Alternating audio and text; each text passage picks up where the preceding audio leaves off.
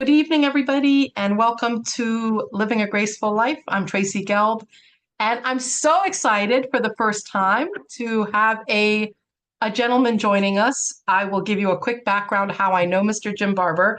I have a lovely woman, her name is Grace, that comes to my Ageless Grace classes and has for quite some time. And one day she passed me one of his business cards, and on it said something about TEDx. And I'll tell you more about why I am obsessed with TEDx and how I got to meet him. So this is a two-time TEDx speaker and husband of Grace and a wonderful man and many more things. Welcome, Jim, and thank you so much Thank for you, joining. Tracy. I appreciate the invitation. I'm looking forward to this. I am too. I'm so happy to have a man on here. I wasn't sure Yay. that I was was Another allowed. gender barrier bites the dust. Yes, we are. And I'd actually delved into another host and saw her interviewing a man.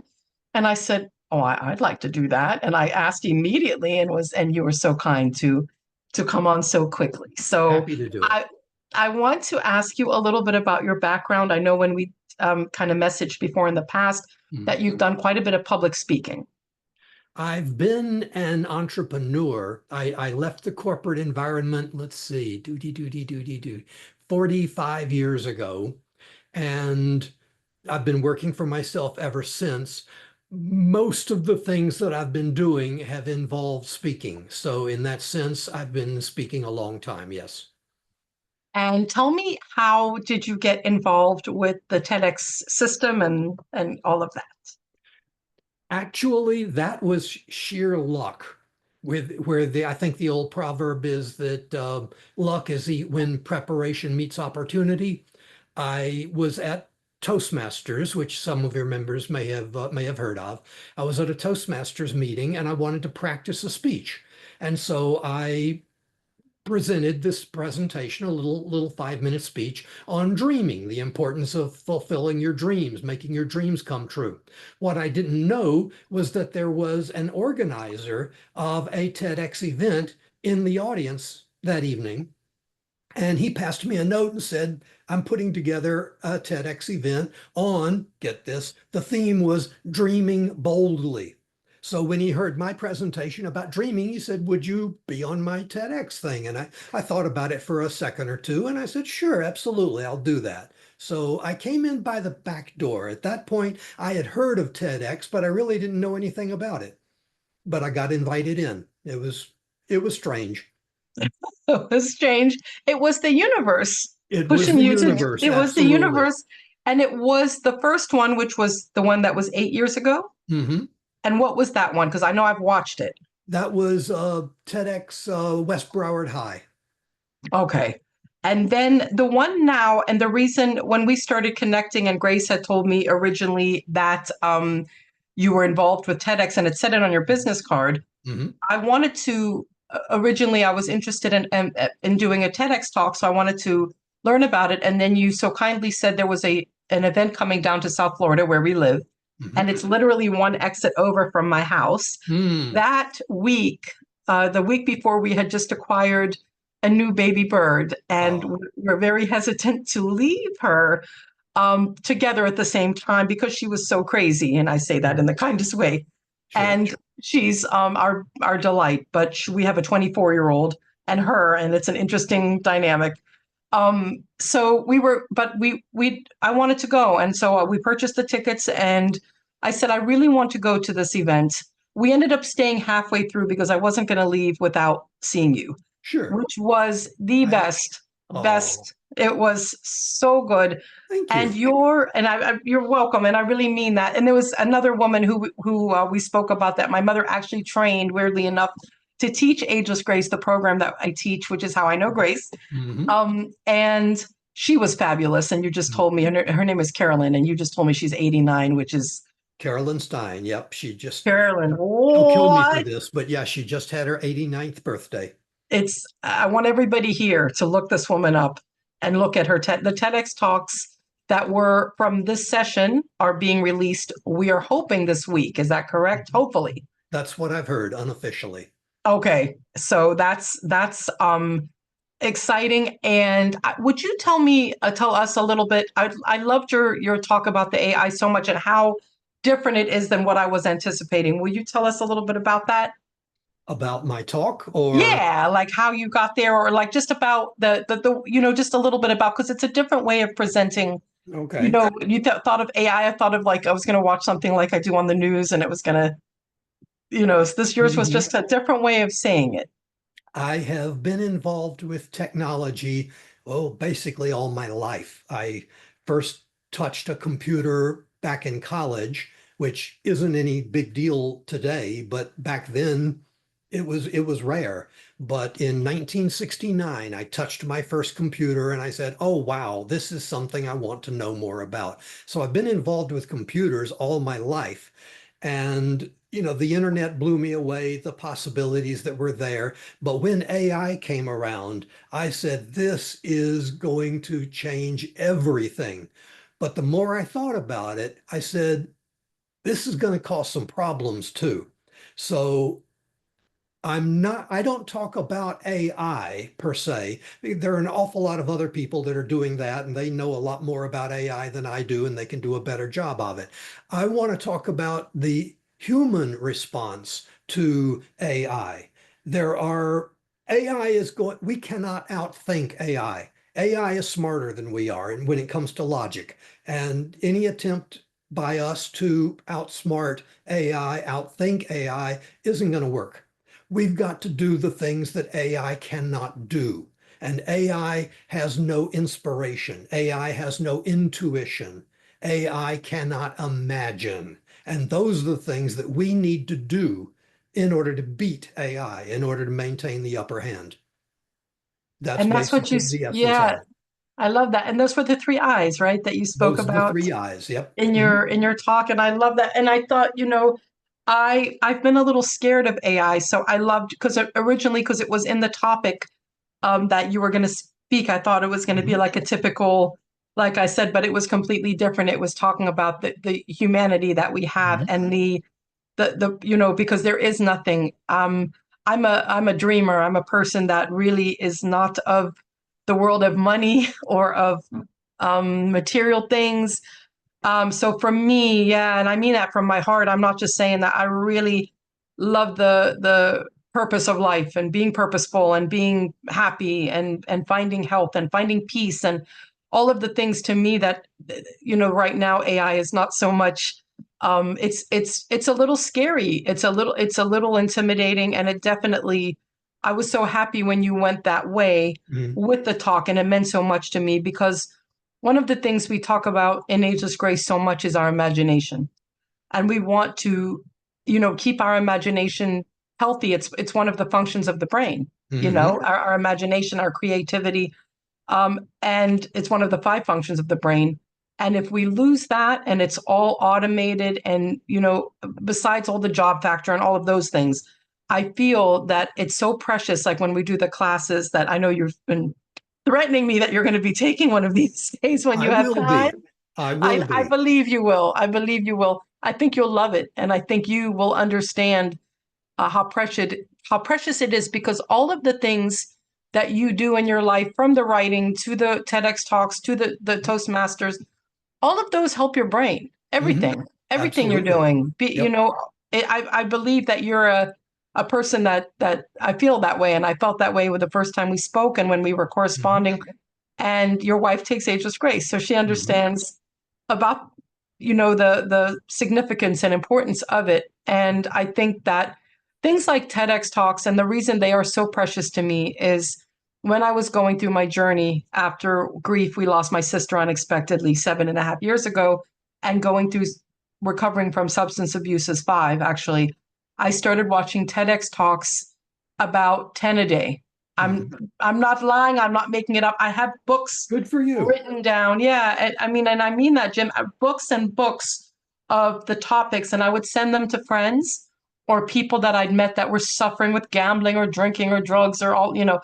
And there were some that were so powerful, that Mhm. were just life changing for me. That when I'm starting to never go off course as far as the substance abuse, but go off course and just feeling a little sorry for myself, or feeling a Mhm. little, I'll pop on something like Prisoner of the Mind, this gentleman who's in his wheelchair, and is Mhm. was given like 9 days to live. And he, makes the joke about, I'm alive. He's like 35 and all the doctors are dead. And, all those doctors and how these different people that I would listen to. I listened to it started with a gentleman that lost almost his life to gambling. He was a professional football, I say football soccer player, Mhm. multimillionaire, lost everything, lost his family, which happens when you gamble. And I was suffering with gambling and didn't know how to stop. And I would listen to his story, and you can look it up on TEDx. His name is Justin Reese, The Rise and Mhm. Fall. And I would listen and listen. I'm a little bit when I get in a loop situation, and it helped and saved my brain because I understood that if I continue down this path, I will end up. And Justin, what he did was came out on the other side, didn't reconcile with his wife, but has a beautiful new wife, connection with his children, and took money. He owed restitution, but took money as he healed to start gambling foundations and things, wrote literature. And Mhm. it just made me really think about our struggles, our uh, they're our road to purpose. Mhm. If we don't have them, how do we know? Absolutely. That is true. So, that's just my feeling about what TEDx. And then when I went to your TEDx talk into that, when they explained about how it came about and how much it helps different countries, Mm. and different things. Tell me a little bit about that because it was so interesting. Well, TED itself actually has been around for several decades now. I think it started back in the 1990s, which is an international organization, and they have basically one meeting a year that they invite several dozen speakers to, and people can pay to attend there, but it's just held once a year. So obviously it you can't influence a lot of people, and they wanted to make it widespread. So they developed the concept a few years later of TEDx, which is a local version of TED. Each of the TEDx's is franchised out. Somebody gets a license to put on basically a mini TED, a small TED. And that's what TEDx Miramar, for example, the one that I was at this last time, was. And so it was basically a miniature TED, but it was for right here in South Florida. So, what would be the big TED? The Big Ted, I think they might hold that in once a year. I'm not quite sure when. You'd have to go to TED.com. I'm not going to attend. It costs, I think the tickets cost, last time I checked, cost about $1,500 Hmm. seat. So I'm not going to be attending, and I doubt that I'm going to be invited to speak there. So I'm not really sure where it is, when it is, but I do know that it's once a year. And I think it might be in Vancouver, but I couldn't swear to that. So, with the big TED, is it the same? Is it like the ones that I've watched, or is it different? Is it still speakers speaking and Yes, it's basically the same format. It's speakers sharing an idea. Each individual speaker shares an idea. They have 18 minutes to share an idea with everybody. And that's it. They follow the TEDx's follow the same rules as TED. The speeches, the presentations go on to the TED presentations, go on to the TED channel. The TEDx speeches go on to the TEDx channel. So it would depend on which one you were watching, and you may not even know which one you're watching. And also, if a TEDx presentation is deemed worthy, I have no idea how it's done, it'll be promoted so that a TEDx presentation will actually be found on the TED channel. So you may have been watching TED presentations, you may have been watching TEDx presentations. There's really no way to tell. I can probably assure you I've seen them all. I can tell you I would binge, how people do a Netflix binge, which I've recently discovered, and I'm sad that I have. I'm trying to not put that much weird stuff in my brain, but I have to tell you, my mom and I have recently discovered, don't know if you and Grace do Netflix, but it's We do Netflix, absolutely. And what you just described, though, you're saying binge watching the TEDx and TED mm, videos. That's a good comparison to artificial intelligence because looking at videos is, of course, a great aspect of the internet. And some people like you, what use the videos to a good purpose. You watch them to learn, to improve yourself, to do things like that. A lot of people don't though. They watch videos for, I don't know, to see stupid pet tricks or Mm. things like that. So it's just a tool. It can be used either way. Artificial intelligence is the same way. It in for the good things that it can do, it's going to be awesome. You're smart to be a little intimidated by it because it is very powerful, but don't let it frighten you away. It's going to be incredible, but there's a real danger in there. We've come off several years ago from a pandemic. You may have noticed it. A Mm. lot of people worried about COVID. We are facing another pandemic, in my opinion. It's going to be worse than COVID. It's a pandemic of lazy brain. It's going to be people that are offloading their thinking, their creative thinking onto AI. And there's nothing wrong with that per se, as long as they use their brains for something else. But if they don't use their brains for something else, if they're offloading it onto AI and letting AI do the work, and they're themselves not doing something else with their brains, our brains are like a muscle. They're going to atrophy, and people are going to become lazy brained. It's going to be a real problem. People's ability to imagine, to think, and things like that, it's going to go away, and that's going to cause all kinds of problems. Do you think, Jim, that I think about like sometimes I'll go to a restaurant and I'll see two parents and two kids on their phone, Hmm. and I see that more and more. And Yep. some of my friends have children or grandchildren that they don't go out and play and they don't do those things. Do you think that AI is going to just make all of that worse? It could. It could indeed.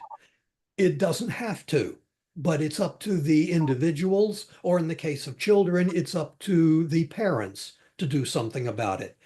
Again, phones are not a problem per se, but if the kids spend all their time on the phone so that they don't learn social interaction with dealing with real people, they're just doing video games or something like that, they've got a problem, or they definitely will have a problem in the future. But it doesn't have to be that way. The parents can allow the kids to use the phone for an hour a day or to do homework or something like that. But then my my father always used to tell me, put down that comic book and go outside and play.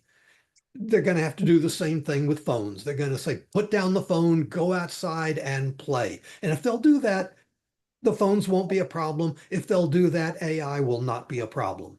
But I'm not convinced that people are going to do that. Give me a few things that you think are going to be positive results of AI, in your Ah, opinion.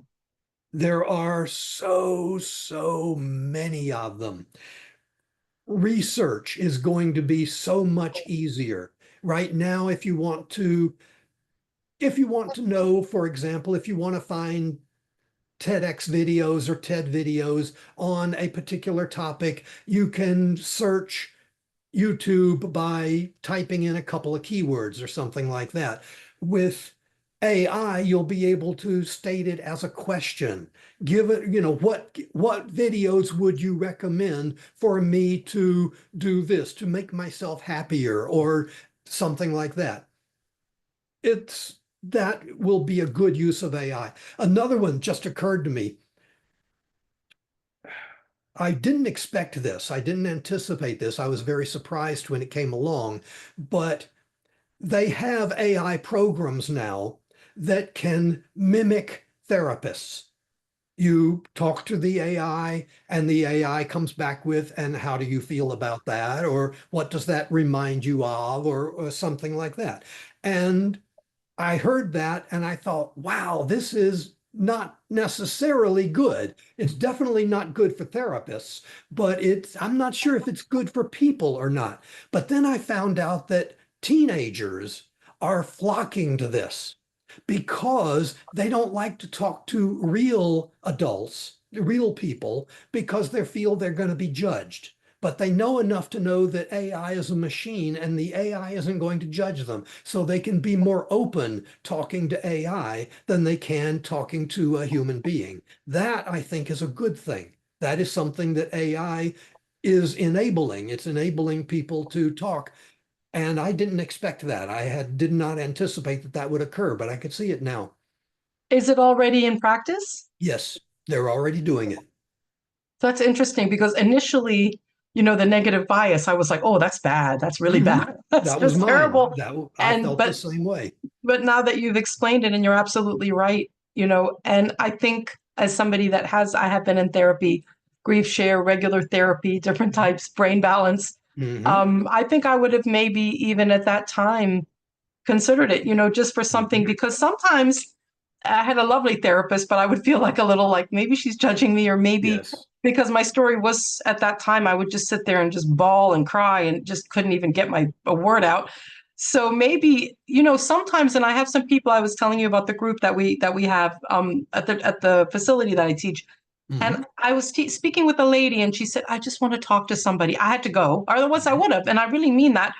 And I thought, now that you're saying that, and she's like, but I haven't found somebody comfortable. Hmm. And people have told me I have somebody in my life that's been through 13 therapists. Hmm. And Hmm. just that, maybe this would be something. When I think of AI, I think of artificial.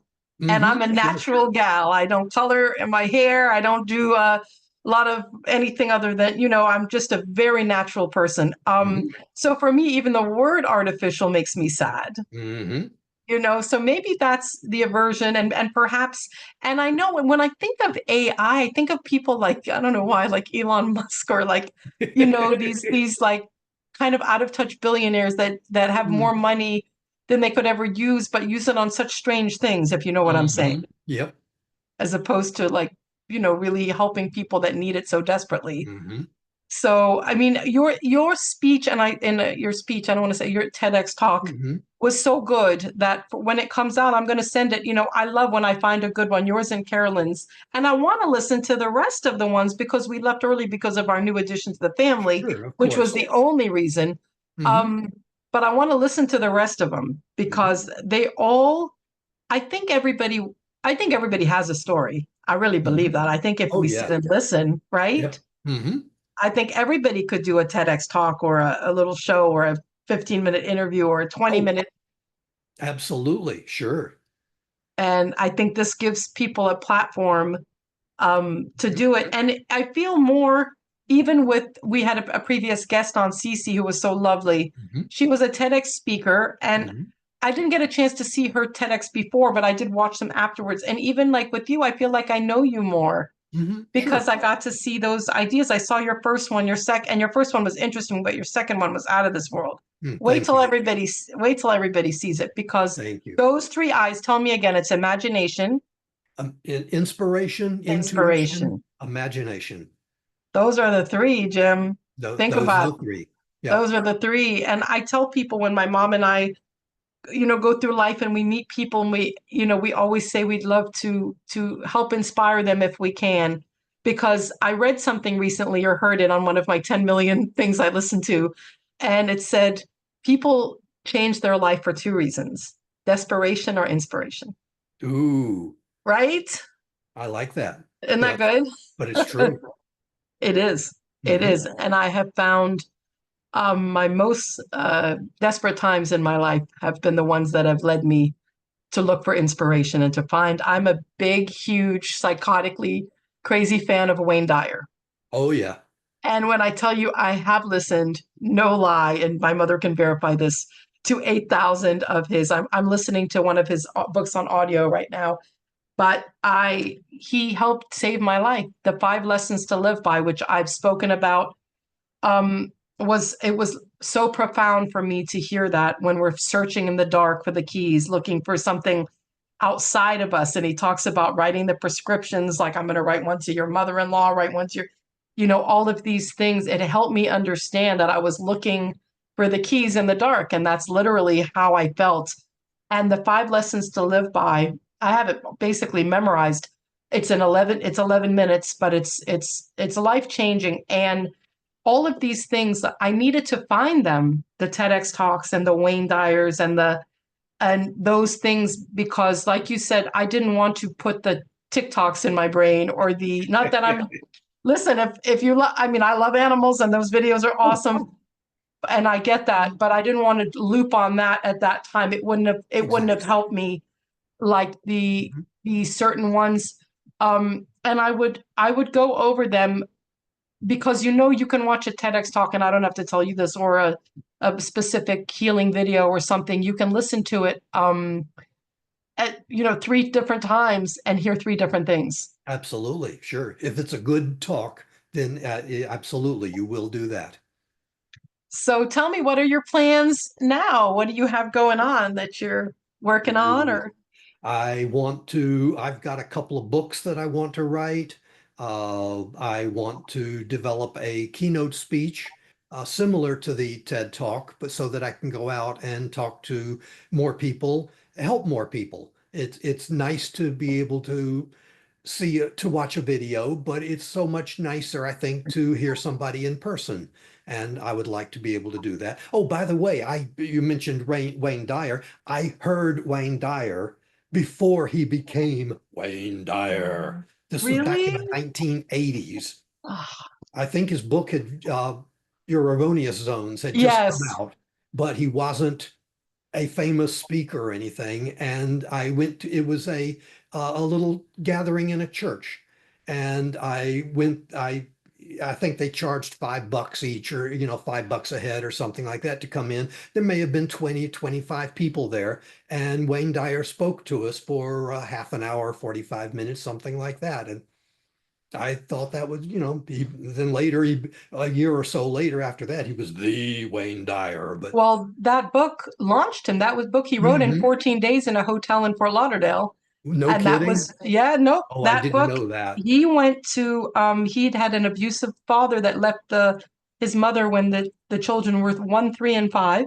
Oh, And he was angry at his father his whole life. And he was in a really bad place mentally and drinking and womanizing. And he went to yell at his dad's grave. He found out where he was buried. And at that moment, he forgave him. For some reason, something changed in him. And he said, in order for me to grow and heal, he went back to his hotel room, put away the bottle, and wrote that book in 14 days. And it was his best of bestsellers. wow. So yeah, isn't that something? And I and had he, never heard that. yep, Wow. he is. I wish I could have seen him. I just Mm, wish I could have seen him. I'm on a Wayne Dyer page on Facebook, and so many people. I discovered him after he had passed, mm, but he really helped save my life, and I really believe that. And I think that there are people that we listen to or come into our life, even if we don't get to meet them, hmm. Oh, that are absolutely. so powerful and important. And that's what's a wonderful thing that you've done. Really, really is. It's a wonderful thing. And the fact makes me laugh. Oh, I want to write a couple books to a keynote speech. Like, oh, okay.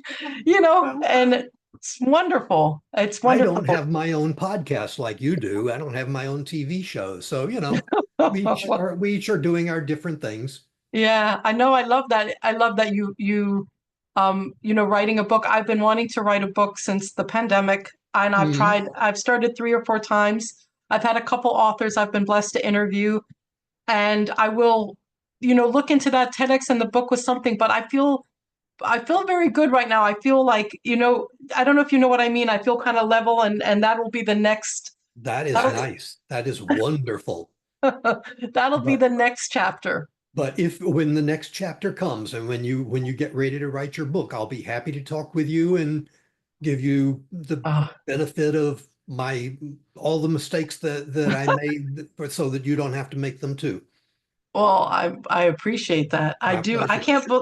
I can't believe it, but we have 1 minute. I'd like to know if anybody, um, the name, please, exact name of your TEDx talk, if you don't mind, the artificial intelligence Oh, let's see. How to Survive the AI Apocalypse by Jim Barber. by Jim Barber.